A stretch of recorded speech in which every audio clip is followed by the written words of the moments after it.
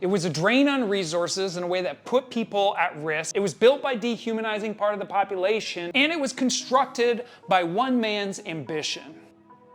Oh, let me back up. There's this ancient king who gets a lot of airtime in the Old Testament of the Bible. His name is David. He was the ruler over the nation of Israel, which is essentially the main character in the Old Testament.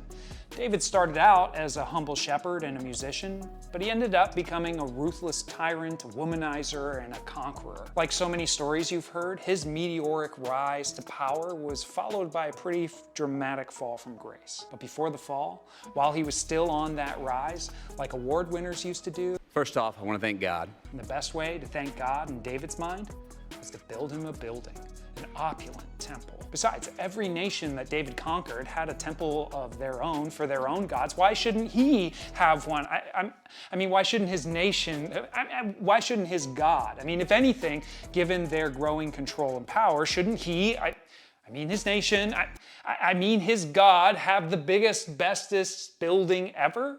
So David reached out to God's people and said, I'm going to build God the biggest building. And God's people said, we'll get back to you on that one. And David said, please, please, please, all the nations need to know that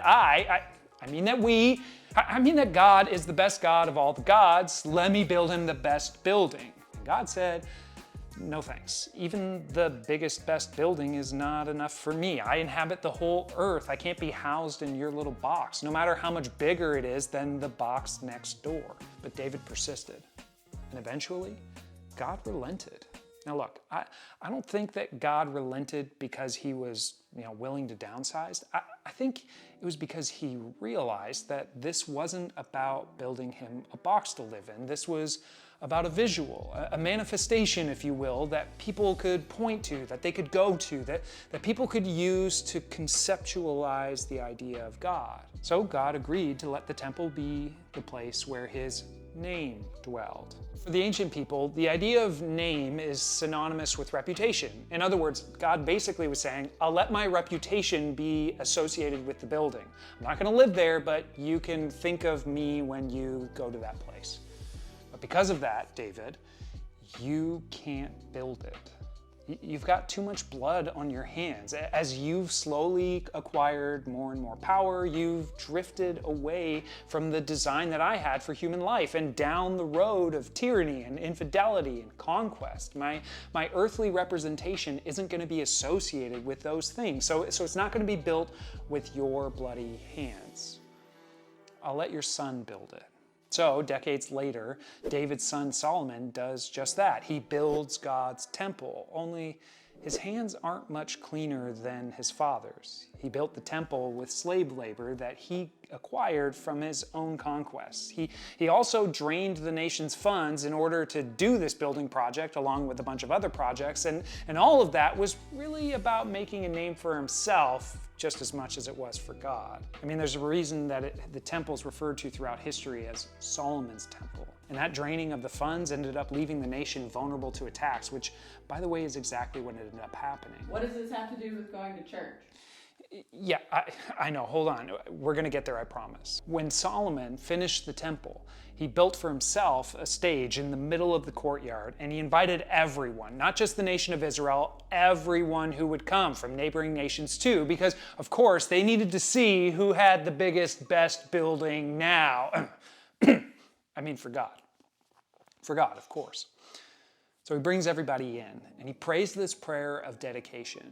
And in the prayer, he outlines what he hopes this temple will be.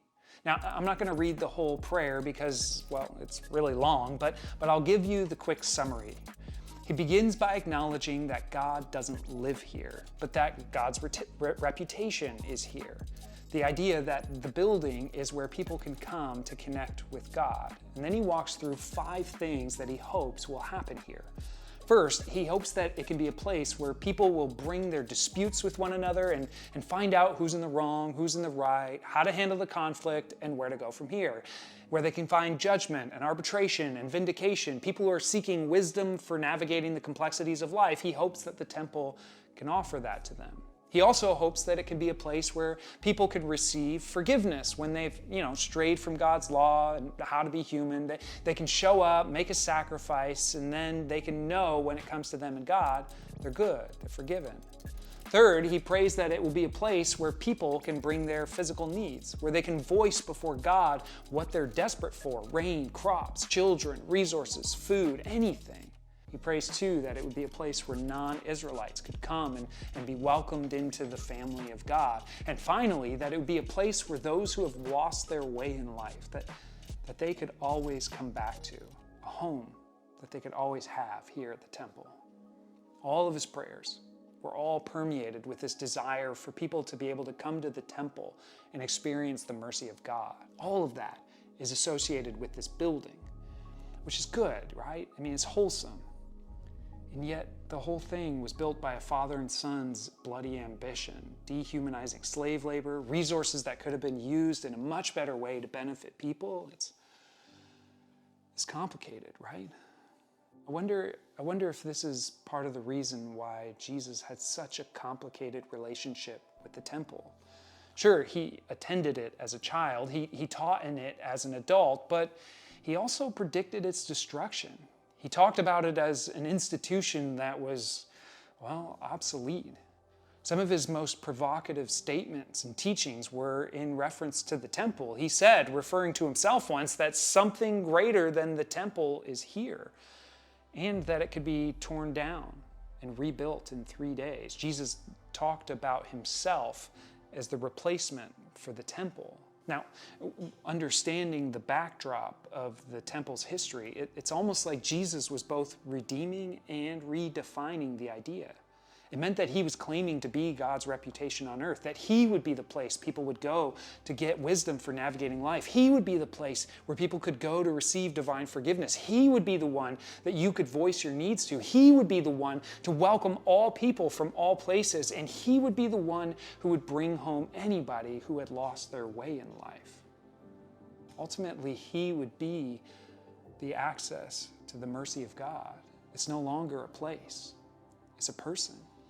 And I think for the most part, people would agree that if you read about the life of Jesus, he really did seem to be those things. He really did seem to display the divine mercy.